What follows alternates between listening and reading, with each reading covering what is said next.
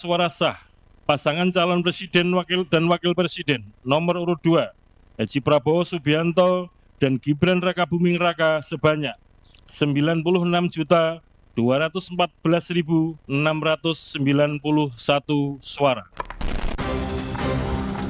KPU resmi menetapkan Prabowo Subianto Gibran Rakabuming Raka sebagai peraih suara terbanyak Pilpres 2024 berdasarkan hasil rekapitulasi nasional. Untuk paslon nomor urut 1 Anies Baswedan dan Muhaimin Iskandar mendapat 40 juta suara lebih. Untuk paslon nomor urut 2 Prabowo Subianto dan Gibran Rakabuming Raka mendapat 96 juta suara lebih. Dan untuk paslon nomor urut 3 Ganjar Pranowo Mahfud MD 27 juta suara lebih. Hal ini langsung ditanggapi beragam, terutama kubu pendukung Anies Muhaimin dan Ganjar Mahfud. Partai Nasdem pengusung Anies Muhaimin menyatakan sikap menerima hasil pemilu. Ketua Umum Nasdem Surya Paloh juga mengucapkan selamat kepada para pemenang pemilu, termasuk kepada Prabowo Gibran. Meski demikian, Paloh menyinggung upaya Timnas Amin yang akan mengajukan gugatan ke MK. Partai Nasdem menyatakan menerima hasil pemilu tahun 2024 yang telah dilaksanakan pada tanggal 14 Februari 2024 yang lalu. Baik pemilihan anggota legislatifnya maupun pemilihan presiden dan wakil presiden dalam Pilpres. Penegasan soal gugatan ke MK juga disampaikan pasangan Anies Muhaimin yang akan mematangkan persiapan mengajukan gugatan berdasarkan temuan dari tim hukumnya. Terlalu banyak temuan-temuan tentang proses demokrasi yang tidak berintegritas ini yang telah dikumpulkan oleh tim hukum Timnas Amin. Semua ini nanti akan disampaikan oleh tim hukum kepada Mahkamah Konstitusi. Kami mempercayakan sepenuhnya proses ini kepada tim hukum yang dipimpin oleh Saudara Ari Yusuf Amir. Begitu pula pasangan Ganjar Mahfud. Ganjar Pranowo menyatakan sudah menyiapkan banyak hal untuk mengungkap dugaan kecurangan pemilu 2024. Kita tunggu aja. Oh, kita sudah siap dari awal, kan semua calon siap dari awal semuanya. Ini proses yang biasa saja kok. Yang tidak biasa adalah cerita-cerita yang muncul di masyarakat yang kita mesti buktikan kondisinya itu. Semua ada awalnya, semua ada akhirnya. Maka kita akan sudah mengawali dan kita akan mengakhiri dari timing dan waktu-waktu yang sudah diberikan oleh undang-undang. Itu aja yang mau kita lakukan. Sementara Prabowo Subianto turut menanggapi hasil rekapitulasi KPU. Prabowo berterima kasih kepada masyarakat yang sudah memilihnya. Ingin menyampaikan terima kasih dan penghargaan setinggi-tingginya kepada seluruh rakyat Indonesia yang telah menggunakan hak pilihnya pada pemilu tahun 2024. Soal rencana gugatan hasil pemilu ke Mahkamah Konstitusi, Partai Pengusung Prabowo Gibran sudah siap menghadapinya. Partai Gerindra yakin kubu yang menggugat hasil pemilu akan kalah karena buktinya lemah. Tim Liputan, Kompas TV. Pasca pengumuman Komisi Pemilihan Umum soal hasil pemilu 2024, ramai soal pengusutan dugaan kecurangan pemilu lewat jalan gugatan ke Mahkamah Konstitusi. Tapi ada juga kubu yang menerima hasil pemilu. Apa sebenarnya langkah tegas dari masing-masing pihak yang menilai ada dugaan kecurangan pemilu?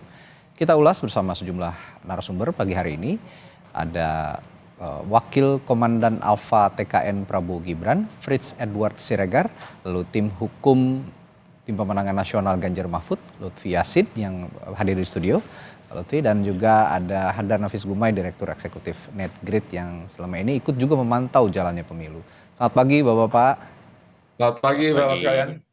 Ya, baik, saya ke Bung Fritz dulu deh. Bung Fritz, setelah menerima keputusan dari KPU tadi malam, Pak Prabowo sudah statement gitu ya, membuat statement terima kasih begitu kepada semua rakyat Indonesia dan juga pemilih begitu ya. Lalu suasana kebatinan di internal TKN seperti apa saat ini, Bung Fritz?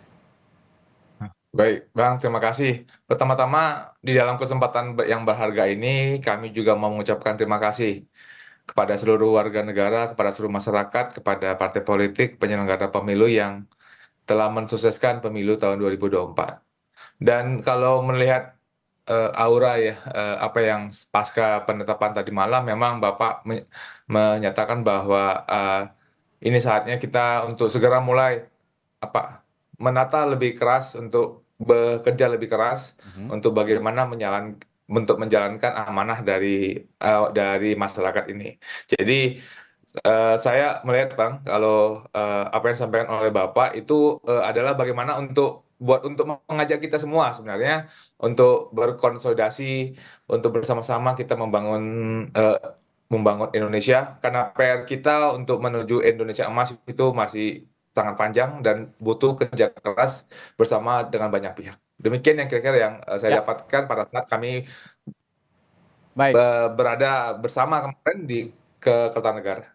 saya selanjutnya akan tanya soal gugatan yang di MK yang akan diajukan oleh sejumlah pihak termasuk kubunya Anies Mohaimin dan juga Ganjar Mahfud sepertinya. Tapi saya mau tanya dulu, tadi malam Mas Gibran kemana Bung Frits? Mas Gibran sepertinya masih ada di Solo, Pak. Oh gitu, jadi berkegiatan di Solo sebagai wali kota Solo begitu ya? Sepertinya Mas Gibran kan sekarang masih menjadi wali kota sebelum nanti dilantik menjadi wakil presiden. Karena banyak yang bertanya-tanya kemana nih semua partai koalisi kumpul, adiknya saja ada ya ketua umum PSI, Mas Gibrannya nggak ada begitu kira-kira. Ternyata masih bertugas di Solo begitu ya. Baik, untuk hadapi gugatan, Bung Frits, apa yang disiapkan tim Prabowo Gibran sampai melihat dan bisa menilai bukti-bukti yang akan diajukan penggugat yang akan diajukan oleh tim nasional Anies Mohaimin dan juga Ganjar Mahfud. Kira-kira apa yang dipersiapkan? Ya, sebenarnya kalau kita melihat dan hasil diskusi dengan paslon 1 dan paslon 3 kan terkait dengan perdebatan, kita banyak muncul di televisi, kita banyak bertemu di forum-forum. Sebenarnya kan kalau kita bisa melihat nih arah gugatan paslon 1 dan paslon 3 kan sudah ke arah mana.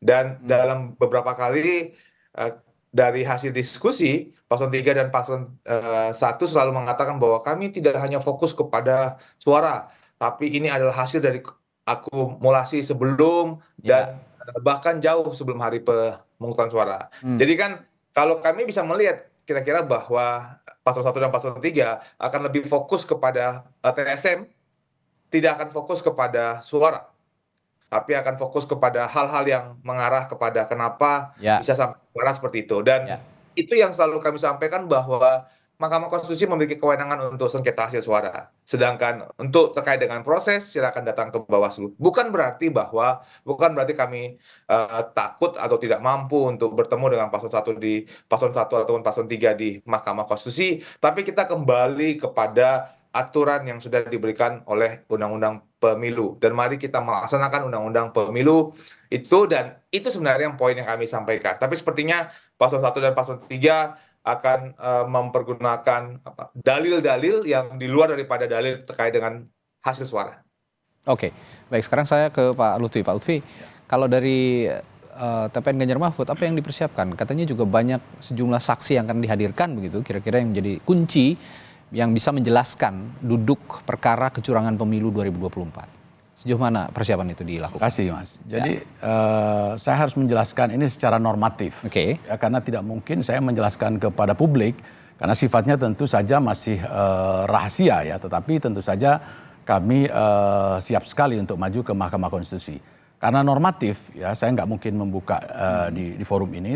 Yang ingin saya tegaskan adalah bahwa apa sih sebetulnya tujuan dari pemilu ini? Disebutkan di pasal 22E Undang-Undang Dasar 45. Ini nggak bisa lepas dari ini, Mas, bahwa pemilu itu harus langsung, umum, bebas, rahasia, jujur dan adil. Ya.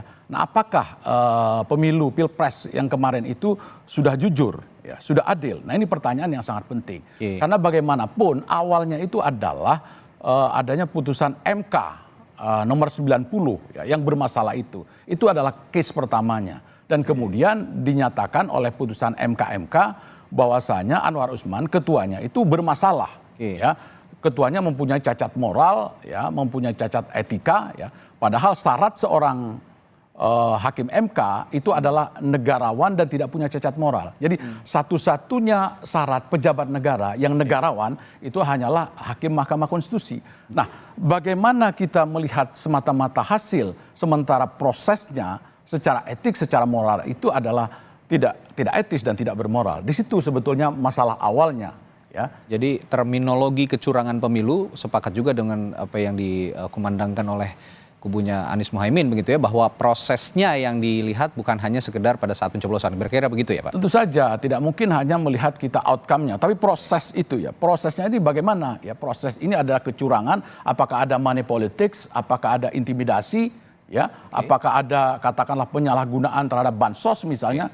Keterangan Ibu Risma, Menteri Sosial itu saya kira memberikan pemahaman bagi rakyat bahwasanya antara jumlah yang sebenarnya teralokasi di Kementerian Sosial ya dan kemudian yang terdistribusi ke masyarakat itu luar biasa besarnya. Nah, ini kan bisa merupakan indikasi adanya TSM ya. Nah, ini menurut saya juga persoalan yang sangat penting yang saya kira Kompas barusan juga menjelaskan bahwa KPK menyatakan bahwasanya pemilihan sekarang ini kata Pak Alex itu ada money politics dan itu terkait dengan bansos juga. Itu jelas sekali Kompas TV menyatakan itu. Kenapa ini? Ya, ini yang saya kira harus diselidiki dulu. Oke, terlepas dari itu, tapi sejauh mana proses yang akan digugat ini ya, proses pemilu yang akan digugat ini bukan hanya sekedar pencoblosan atau pemungutan suara, tapi prosesnya sebelum pemungutan suara yang akan digugat bisa mengubah keputusan KPU soal pemenang pemilu, terutama Pilpres. Ya. Anda melihatnya itu bisa mengubah keputusan KPU? Oh, saya kira hakim MK itu harus mempunyai, karena dia negarawan, jadi dia yang harus dia lakukan bukan hanya sebagai mahkamah kalkulator, tetapi harus melakukan judicial activism. Kan dikatakan bahwasanya MK itu, hakim MK adalah the guardian of constitution, penjaga konstitusi dan penjaga Pancasila. Nah, kita jelas tahu bahwasanya justice, keadilan itu hal yang dimandatkan oleh konstitusi. Di pasal 28D ayat 1 misalnya itu adalah keadilan. Pancasila juga memberikan panduan bahwa kita harus adil. Nah, persoalannya kembali lagi, pemilu ini adil tidak, fair tidak, dan seterusnya ya. Jadi harus ada fairness, ada transparansi di dalam pelaksanaan Pilpres kemarin. Jadi bukan hanya kemudian kita menerima ini kemudian sudah selesai, nggak bisa. Ini kan masih dalam proses begitu. Jadi yang Anda harapkan outputnya dari putusan MK nanti jika memang gugatan ini dipenuhi apa saja? Iya, kalau di dalam putusan MK ya itu biasa ya dalam pemilu-pemilu yang lalu permohonannya, petitumnya itu bisa diskualifikasi, ya kan, bisa pemilihan ulang secara nasional dan lain-lain. Kalau saya sekali lagi saya tidak bisa menjelaskan apa yang ada di dalam gugatan kami karena itu masih rahasia tentu saja. Termasuk juga saksi-saksi yang akan dihadirkan pasti nanti. Saja. Baik. Saya ke Pak Hadar. Pak Hadar, ini kan sudah ditetapkan ya oleh KPU, rekapitulasi sudah ditetapkan. Lalu apa kesimpulan Anda soal penyelenggaraan pemilu 2024 kali ini dan juga penyelenggaraannya sejak awal proses sampai penghitungan suara selesai ini? Mengikuti perjalanan pemilu sejak awal dan sampai tadi malam penetapan hasil, simpulan saya sebetulnya pemilu kali ini adalah pemilu yang paling bermasalah. Kualitasnya sangat rendah. Oleh karena itu saya berharap, ya tentu kita bersyukur satu tahapan selesai secara resmi diumumkan, tetapi mari kita melihat pemilu ini sebetulnya belum tuntas dan masih ada tahapan-tahapan yang dapat dilalui untuk memperbaikinya. Nah, di sanalah sebetulnya saya berharap para pihak yang mempunyai otoritas, baik itu di Mahkamah Konstitusi maupun di DPR melalui hak angketnya, melakukan kewenangan-kewenangan mereka ini secara maksimal dan menyelamatkan pemilu kita. Baik. Kalau melihat, Anda mengatakan tegas sekali tadi ya, pemilu yang paling bermasalah. Ini berarti dari rentetan pemilu pasca reformasi, ini yang paling bermasalah gitu. Kira-kira yang paling menimbulkan masalah pada aspek apa Pak Hadar? Apakah pada saat proses pemilu itu dilangsungkan seperti yang kita ketahui bersama, ataukah pada saat pemungutan suara, atau pada saat penghitungan suara kemarin? Saya perkirakan hampir di semua tahapan. Hampir di semua tahapan ada masalah. Walaupun pada saat pemungutan suara yang dicerminkan hasil, itu kalau kita hanya fokus kepada angkanya, itu tidak terlihat. Tetapi di dalam tahapan-tahapan sebelumnya, itu sangat nyata terlihat, dan itu adalah persoalan yang sangat besar. Jadi jangan kita terus bangga atau terus menyimpulkan bahwa pemilu kita ini luber jurdil. Saya ambil contoh saja yang paling sederhana. Apakah memang seluruh peserta pemilu ini memenuhi syarat untuk sebagai partai politik peserta pemilu? Mari kita lihat di akhir tahun 2022. KPU kita sebagai penyelenggara telah memanipulasi data. Dan partai-partai yang sebetulnya tidak memenuhi syarat itu dibantu dirubah datanya sehingga memenuhi syarat. Coba kita bayangkan kalau saja pemilu kita ini hanya diikuti oleh partai politik yang memenuhi syarat. Jadi kalau kemarin kita ada 18 partai politik di tingkat nasional mengikuti pemilu kita, sebetulnya itu tidak sebanyak itu. Jadi ini berdampak tidak terhadap suara, sangat berdampak menurut saya. Karena distribusi suara, siapa yang dipilih, partai mana yang dipilih, itu sangat berbeda. Bahkan komposisi yang bisa mengajukan pasangan calon presiden dan wakil presiden bisa juga berbeda. Jadi sedemikian prinsipil persoalan kita, tetapi itu dibiarkan berjalan begitu saja oleh berbagai pihak yang punya kepentingan besar di sini. Ya, dari syarat partai politik saja sudah terlihat begitu ya di seperti yang Anda katakan Pak Hadar di tahun 2022 banyak sekali partai-partai yang ya datanya mungkin saja diduga dimanipulasi oleh penyelenggara pemilunya sehingga diloloskan gitu. Itu ya banyak bukti sudah tersebar di media. Silakan saja dicek. Saya sendiri pernah memaparkannya di Komisi 2 dan itu sangat jelas. Dan bukti jelasnya akhirnya juga di dalam putusan DKPP itu ada putusan yang memberikan sanksi berat, memberhentikan, tetapi itu dilokalisir terhadap penyelenggara di tingkat daerah. Instruksi yang sangat terpusat, masif, ya, terstruktur, itu datang KPU pusat untuk memerintahkan bantu partai-partai ini untuk bisa memenuhi syarat. Seperti yang diharapkan oleh para pimpinan kita. Kira-kira begitu. Itu instruksi. Lalu jika sudah bermasalah sejak awal gitu, ini tahun 2022 bahkan masih jauh dari hiruk pikuk penyelenggaraan pemilu sebenarnya. Ini masih menyeleksi syarat-syarat peserta pemilu begitu kurang lebih. Tapi apa yang membuat pemilu ini terus berjalan akhirnya sampai saat ini ditetapkan oleh KPU, Pak Hadar? Karena semua pihak atau terutama yang berkuasa, yang mengontrol penyelenggara pemilu kita itu betul-betul memegang mereka. Penyelenggara pemilu satu sama lain saling membela. Jadi mereka menyelamatkan dengan argumentasi sederhana sebetulnya. Wah, kalau diganti penyelenggara nanti bisa berantakan pemilu kita gitu. Ini kita untuk demi kelancaran dan seterusnya. Pendekatan-pendekatan yang sangat normatif tetapi tidak menjawab persoalan yang ada. Jadi kejadian ini sudah sejak awal dan kemudian berlangsung di tahapan-tahapan selanjutnya. Jadi saya melihat persoalan pemilu kita sebetulnya salah satu faktornya adalah penyelenggara pemilu yang tidak mandiri, tidak berintegritas dan tidak juga profesional. Baik, tentu saja ini Anda membandingkan ketika Anda juga menjadi komisioner KPU pada saat sebelumnya begitu ya? Mohon maaf, jangan ditangkap seperti itu. Saya tidak bermaksud demikian. Ya, karena tapi maksud saya tidak fair kalau melihat diri saya gitu. Saya tidak mau. Silakan dinilai. Tetapi saya hanya mau melihat apa yang ada dan saya punya bukti yang sangat lengkap. Catatan ini semua sebetulnya sudah keluar di media dan saya sudah melakukan banyak upaya hukum terhadap hal ini. Ya, maksud saya pertanyaan itu saya akan lempar juga ke Bung Frits yang pernah juga menjadi penyelenggara pemilu ini.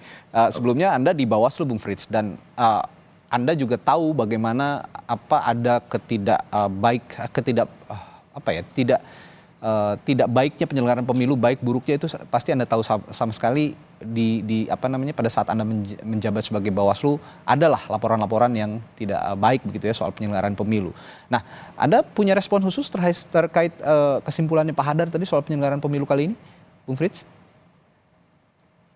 Kalau saya melihat bahwa kami ini kan hadir sebagai TKN 02 ya, Mas, untuk mewakili 02. Jadi bagaimana kemudian proses dari partai politik, kemudian saya rasa saya tidak punya kompetensi untuk menjawab bagaimana proses untuk verifikasi partai politik sebagaimana disampaikan oleh Pak Hadar. Tetapi kalau kita bisa melihat benchmark dari proses pemilu kita seperti apa.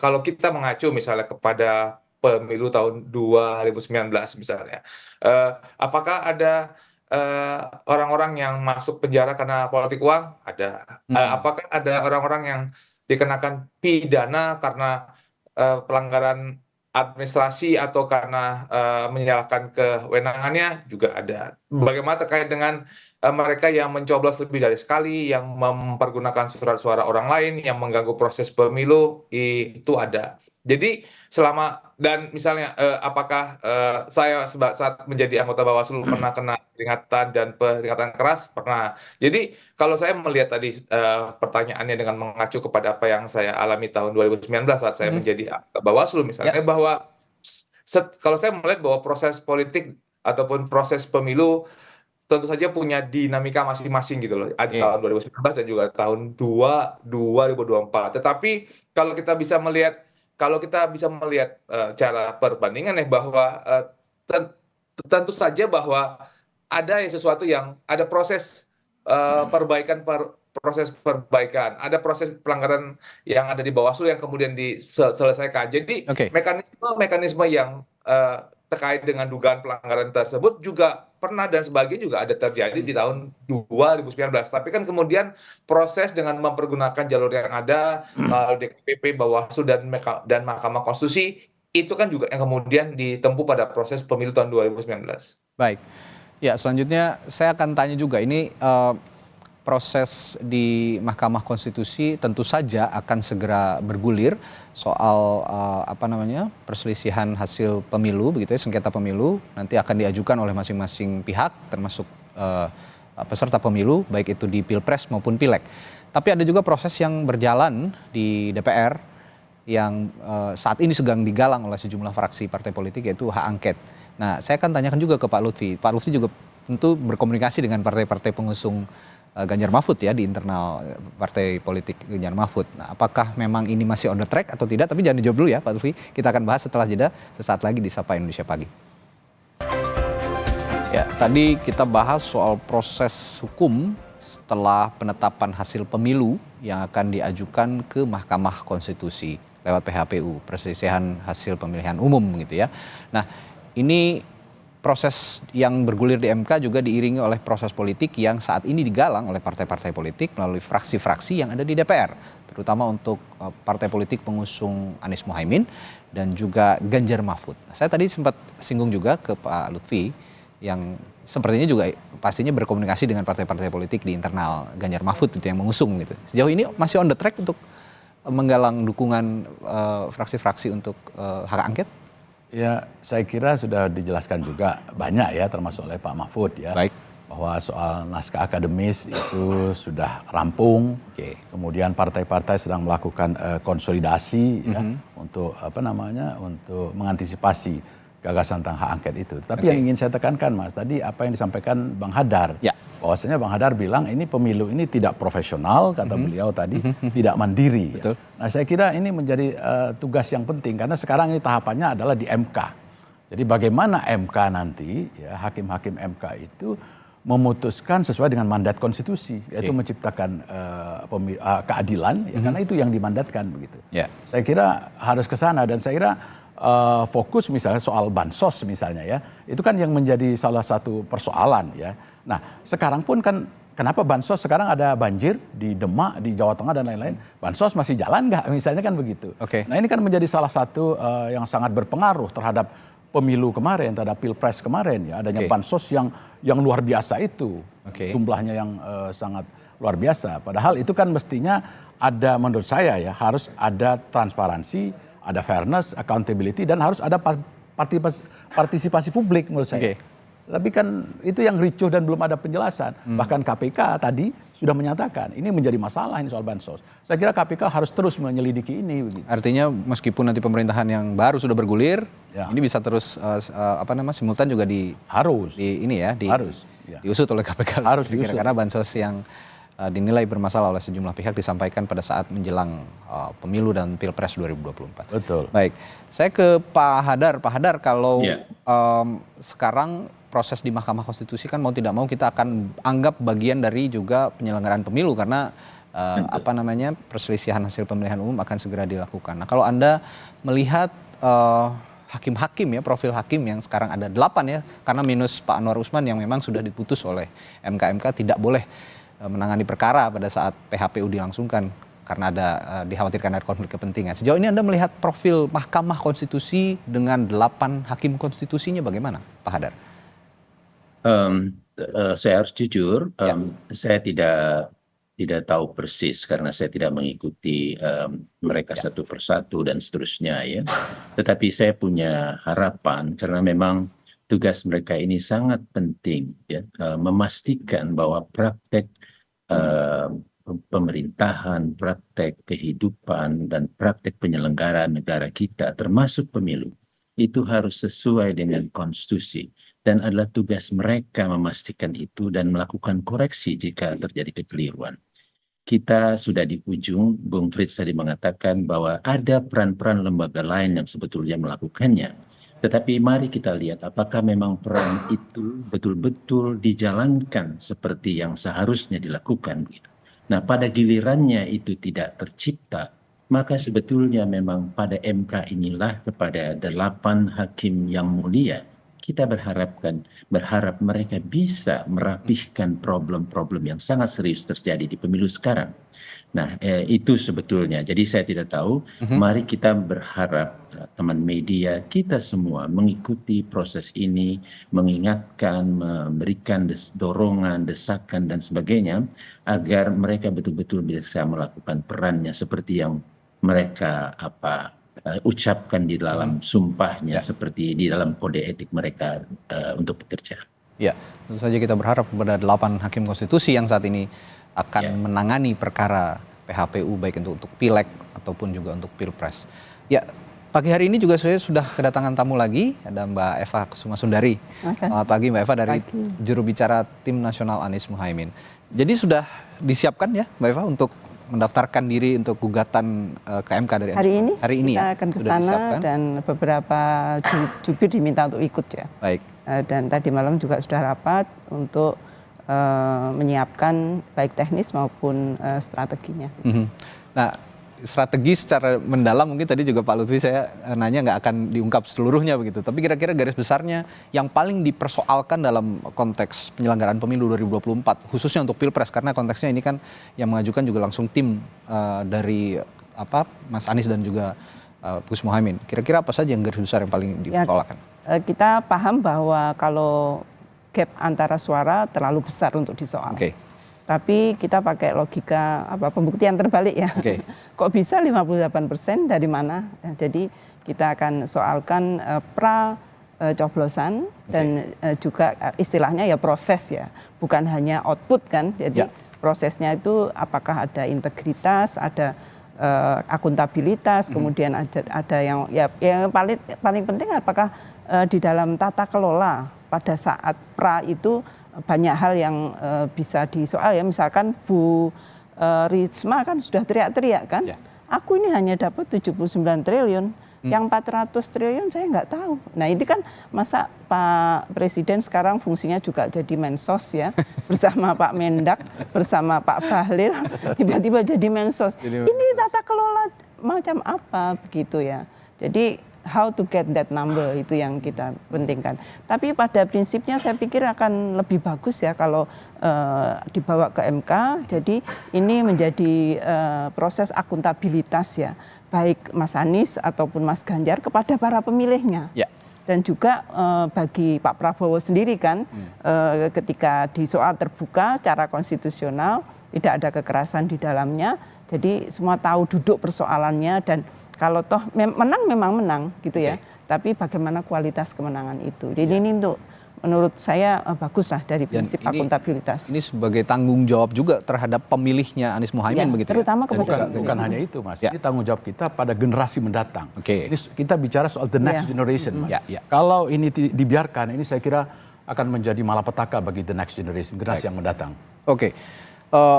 Bung Frits, ada komentar soal ini? Soal bagaimana proses yang akan dipermasalahkan lah sepertinya ya nanti di PHPU di MK sejauh ini karena Rata-rata saya menanyakan kepada tim ses masing-masing untuk di 01 baik juga itu 03 yang dipermasalahkan lebih berat kepada prosesnya. How to get that number, bukan bagaimana seperti Mbak Eva tadi bilang ya, bukan bagaimana hasilnya, oh gapnya jauh sekali, kalau angka ya tinggal angka begitu, tapi bagaimana bisa mencapai angka itu. Ada komentar soal ini, Bung Frits? Ya, kalau saya beruntung ya Bang, pernah menjadi asisten hakim di Mahkamah Konstitusi tahun 2004 pada saat pertama kali kita kita pertama kali melakukan pilpres langsung gitu Pak, dan juga pileg secara langsung. Dan selama proses tersebut kemudian hakim Mahkamah Konstitusi kan saat itu mengatakan bahwa ada persoalan dalam proses, tapi kemudian Mahkamah tidak nggak melakukan intervensi karena itu merupakan kewenangan daripada proses gitu loh. Oleh karena itulah kemudian ada sejarah ketatanegaraan kita untuk penguatan Bawaslu, ada Bawaslu Kabupaten menjadi permanen, kemudian kita punya pengawas TPS yang tahun 2014 dan sebelumnya belum ada. Jadi ada sejarah ketatanegaraan kenapa kita memiliki Bawaslu, DKPP, dan Mahkamah Konstitusi. Oleh karena itu misalnya, jadi apabila dari kacamata ketatanegaraan tersebut ditemukan sesuatu yang tidak sesuai, ataupun duga-dugaan sejak proses ini kan sebenarnya misalnya tadi disampaikan oleh Mbak Eva kan ada proses yang sebelumnya. Mari kita mempergunakan jalur yang ada yaitu melalui Bawaslu. Tetapi kan kalaunya kita bisa melihat bahwa Paslon 1 dan Paslon 3 kan mengumpulkan semuanya nih Bang. Semua dikumpulkan untuk dibawa ke Mahkamah Konstitusi, dan tentu saja kami menghormati hak daripada paslon untuk dapat mempergunakan jalur Mahkamah Konstitusi. Bahkan itu jalur yang lebih baik daripada kita turun ke jalan melakukan protes-protes di jalan. Mari kita mempergunakan cara melalui jalur hukum, sehingga apabila memang harus ada dibuat terang, mari kita buat secara terang melalui sidang-sidang di Mahkamah Konstitusi ataupun jalur-jalur hukum lainnya. Oke. Satu Mas, tambahan boleh? Silakan. Jadi di dalam konstitusi Undang-Undang Dasar 45 itu tidak ada kata kepastian hukum saja. Yang ada adalah kepastian hukum yang adil. Itu di pasal 28D ayat 1. Jadi kalau Bung Frits tadi menjelaskan dia pernah jadi asisten di MK, dan kebetulan saya pada tahun 2008 menjadi salah satu anggota pansel hakim MK ya di Dewan Pertimbangan Presiden. Nah, kita tekankan itu bahwa prinsip-prinsip keadilan ya itu sangat penting untuk dipegang oleh hakim MK. Jadi hakim MK bukan hanya berpatuk kepada angka-angka tadi, tetapi tadi mandat konstitusinya adalah menciptakan kepastian hukum yang adil. Jadi sekali lagi tidak ada di konstitusi kepastian hukum saja. Ada kepastian hukum yang adil. Gitu. Pak Hadar, kalau menyimak pernyataannya Mbak Eva tadi, how to get that number gitu, bukan angka yang dipermasalahkan saat ini, tapi prosesnya menuju angka itu. Apakah proses itu juga Anda melihat memang jadi bagian dari yang Anda sebut tadi pemilu yang paling bermasalah saat ini? Tentu, ya. Jadi itu yang saya maksudkan. Saya ambil contoh lain lagi, ya, betapa bermasalahnya penyelenggara pemilu kita. Undang-undang pemilu menyebutkan bahwa di dalam pengajuan daftar calon itu haruslah memuat paling sedikit keterwakilan perempuan 30%. Tetapi apa yang terjadi? Penyelenggara pemilu kita yang tidak mandiri ini, yang sangat tunduk kepada kekuasaan dan DPR, itu mereka merubah PKPU-nya sehingga di dalam pemilu kita kali ini, padahal undang-undangnya kurang lebih sama di dalam 4 pemilu yang lalu, itu membolehkan ada partai-partai politik di dalam daftar calon yang diajukan kurang dari 30% perempuan. Bagaimana kita mau mengatakan bahwa pemilu kita berkualitas? Bagaimana kita mau mengatakan bahwa penyelenggara kita ini adalah profesional, berintegritas, jujur, dan seterusnya begitu. Nah, jadi demokrasi kita dalam hal ini pemilu sudah dirusak. Kami mengajukan juga ke Mahkamah Agung, dan apa yang kami gugat ke Mahkamah Agung tentang PKPU pengaturan yang dirubah ini itu dikabulkan, disetujui bahwa dinyatakan peraturan itu salah. Tetapi apa yang dilakukan oleh penyelenggara pemilu? Mereka mendiamkan, membiarkan daftar calon sedemikian. Jadi dan masih banyak lagi, kalau ini bisa 2 jam, 3 jam, di sini akan saya bacakan semua rentetan tersebut.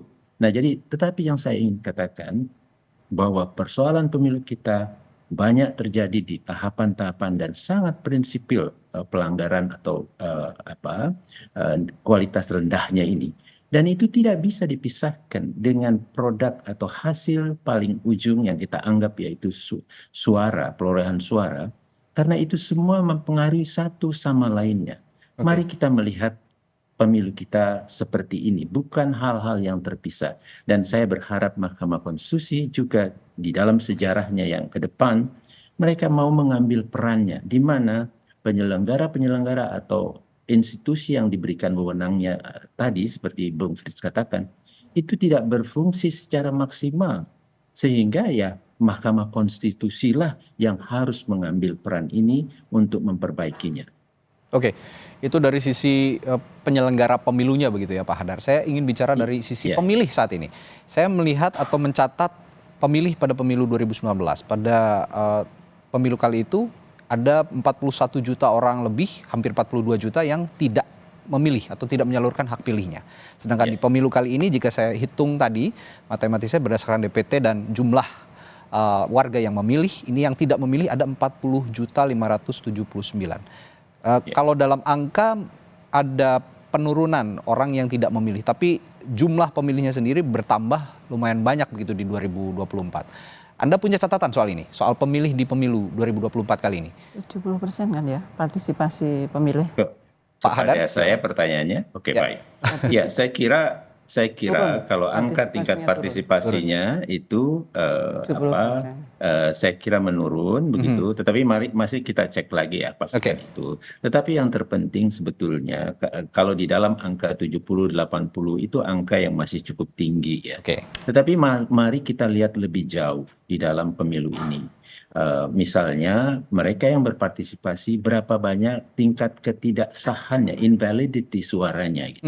Itu yang penting juga kita lihat ya nanti di pemilihan presiden bagaimana, di pemilu legislatif bagaimana. Dugaan saya angka itu meningkat gitu ya, ketidaksahannya. Nah ini problem begitu. Nah tetapi kemudian juga kita harus juga bertanya, mereka itu memilih karena faktor apa? Nah ini yang perlu kita cari. Betul. Survei-survei. Saya berharap lembaga survei segera melakukan juga untuk lebih serius tentang hal ini. Karena saya pernah mendengar salah satu survei menyebutkan bahwa cukup jumlah yang besar mereka memilih karena ada bansos ini. Kompas kan? Iya. Jadi ini faktor penting. Terus kita mau mengatakan tidak ada hubungannya, ya mari buka mata kita, buka hati kita begitu. Nah, karena baru juga di pemilu kali ini ya faktor bantuan sosial, faktor presiden yang banyak cawe-cawe mengikuti itu terjadi. Nah disinilah sebetulnya kita juga harus berani dan bisa mengadap terhadap perkembangan fenomena ataupun fakta-fakta yang terjadi di dalam satu pemilu gitu. Tidak bisa kita mengukurnya ke belakang saja gitu. Ini pernah terjadi 2019, 2014 dan seterusnya. Loh, yang sekarang ini kita katakanlah pencalonan putusan MK yang mendadak proses sudah berjalan dilakukan, kemudian bansos ini luar biasa. Apakah itu tidak masif? Masif itu di mana-mana gitu. Apakah itu tidak terstruktur? Terstruktur di mana-mana begitu. Nah jadi saya sekali lagi marilah kita sama-sama dan saya berharap peran Mahkamah Konstitusi betul-betul bisa mengkoreksi karena ini tantangan kita untuk terus punya demokrasi yang baik ke depan. Kalau tidak kita menghancurkan diri kita sendiri. Ya, Bung Frits. Kalau semua pihak atau banyak pihak yang menganggap bahwa kemenangan Pak Prabowo dan Mas Gibran ini salah satunya ada faktor bansosnya juga begitu. Tapi lebih dari itu ternyata pemilih-pemilih seperti yang Pak Hadar bilang, ini menyalurkan hak suaranya juga karena bansos. Anda ada komentar soal ini? Saya kira dengan statement seperti itu sepertinya mengeneralisir ya Bang, bahwa 96 juta masyarakat yang memilih Pak Prabowo itu hanya karena bansos atau lebih fokus karena bansos. Apakah masyarakat memilih karena faktor gemoynya Pak Prabowo misalnya satu hal, atau mungkin karena visi misi yang sederhana, yang makan siang dan susu gratis, itu faktor kedua. Atau juga mungkin bisa karena faktor ketiga, karena ada Mas Gibran, karena membawa orang muda, sehingga adanya perubahan. Atau karena faktor keempat, melihat bagaimana persisten dan konsistensi dari Pak Prabowo yang sudah menjadi calon hampir selama 3 kali pemilu ke belakang. Jadi saya melihat bahwa statement bahwa banyak ataupun adanya dugaan bahwa bansos itu sebagai faktor sehingga menjadikan Pak Prabowo dan Mas Gibran menjadi calon yang mendapatkan suara yang paling banyak, saya rasa itu terlalu general statement lah. Apalagi kalau kita bisa melihat bahwa dalam proses bansos ini kan merupakan sesuatu yang disepakati oleh partai politik. Partai politik pendukung paslon 1, paslon 2, dan paslon 3. Dan jangan lupa, yang mengajukan bansos tersebut menteri sosialnya dari partai mana misalnya.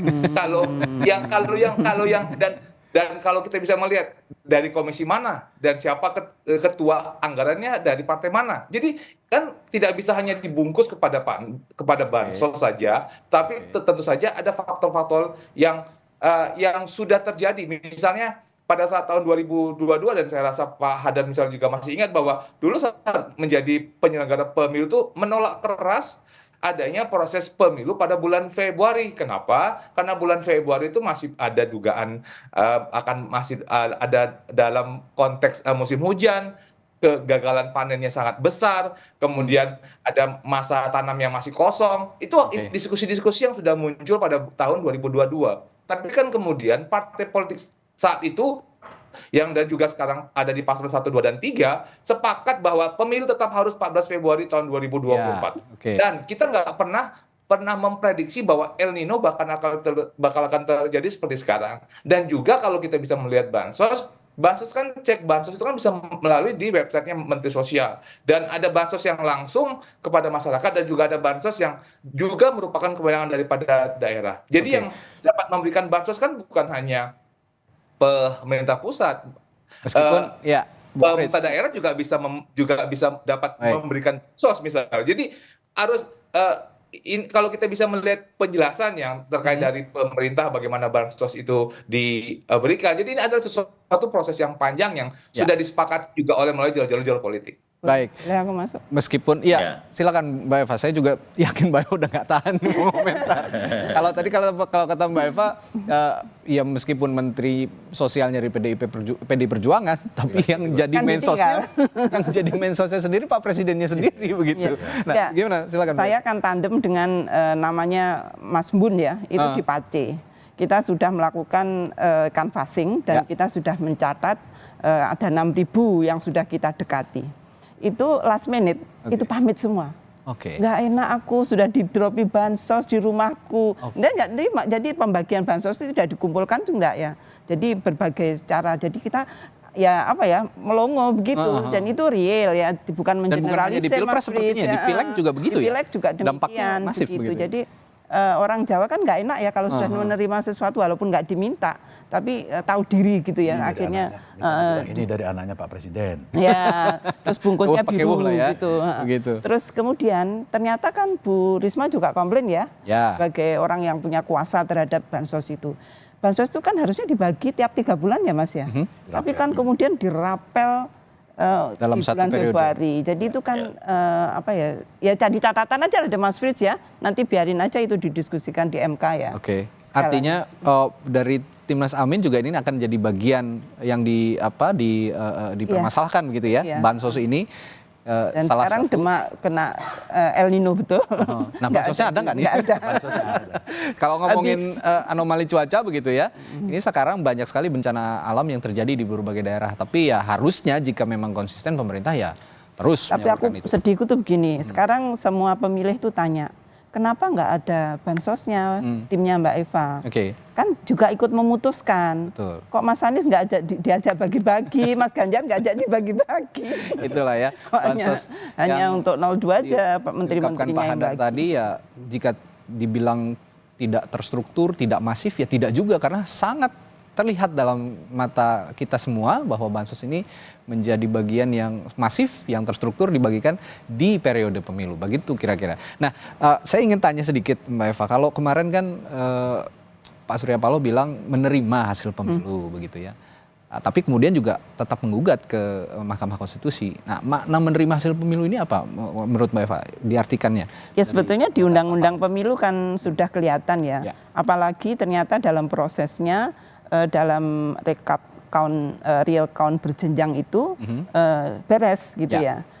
Dan oleh karena itu ya kenegarawanan kita lah ya. Ini menurut hitungan di hilir ya itu memang demikian. Tapi seperti yang kita diskusikan tadi, how to get that number kan yang kita soalkan di situ. Jadi Pak Surya Paloh dan juga PKS ya dan nanti Cak Imin juga bicara kita terima somehow kita punya tanggung jawab tadi kepada para pemilih kita dan juga untuk generasi yang akan datang bahwa we cannot tolerate ya kalau dalam tata kelola pemilu itu dengan cara yang istilah orang brutal ya, brutal, vulgar begitu ya. Sempat juga mengemuka istilah brutal itu di DPR. Iya karena ya ini dari netizen kan kemudian yang munculkan Pak kepala desa yang ngomong saya diancam. Kemudian juga ada Kapolda yang mau dibawa 03 dan juga yang lapor ke kita ya itu juga teman-teman SMP saya yang jadi kepala desa itu aduh Pak minta maaf Pak nggak bisa membantu teman SMP itu sudah sampai begitu. Kenapa dipanggil jaksa Pak? Ini kan Mas kita kan ibaratkan berada dalam sebuah kapal ya. Nah, kalau ada yang membolongi bidak kapal itu dan tidak berusaha mencegah, saya kira kita tenggelam semua Mas. Jadi ini bagian dari mengingatkan. Jadi ada ungkapan bahwa if you are open for criticism, you are on the right track for improvement. Jadi kita mesti terbuka gitu. Ya kalau berani mengkritik harus berani membuktikan, begitu kira-kira ya. Santai aja lah. Kalau ini terakhir untuk Pak Lutfi juga, Pak Prabowo malam yang lalu bilang akan merangkul semua elemen gitu kira-kira. Nah, dalam konteks pemerintahan, jika memang tidak ada aral melintang dan putusan MK tidak berpengaruh terhadap keputusan KPU untuk menjadikan Prabowo Gibran sebagai presiden wakil presiden terpilih, ini apa yang akan atau pernyataan yang Pak Prabowo dikeluarkan Pak Prabowo itu apa yang Anda maknai akan merangkul semua? Saya kira ini pertanyaannya untuk Pak Prabowo. Jadi kita lihat aja. Yang Anda maknai apa kira-kira? Apakah Pak Prabowo itu konsisten dengan pernyataan-pernyataan beliau selama ini? Ya, itu saya kira. Saya kira Mas bisa tanyakan ke Pak Prabowo. Nah ini juga jadi jadi sinyal begitu kira-kira kalau memang kubunya Ganjar Mahfud melalui partai-partai politiknya juga tidak akan tinggal diam dalam perjalanannya jika memang Prabowo Gibran menjadi presiden dan wakil presiden terpilih begitu. Baik, terima kasih Pak Lutfi Yassin dari TPN Ganjar Mahfud, Mbak Eva Sundari dari Timnas Amin, lalu Bung Frits Edward dari TKN Prabowo Gibran dan juga Pak Hadar Gumai dari Netgrid telah berbagi perspektifnya pagi hari ini. Kita kawal terus, memang masih ada proses di Mahkamah Konstitusi. Bagaimana akhirnya kita sama-sama nantikan. Terima kasih Bapak-Bapak dan juga Mbak Eva, sehat selalu. Sorotan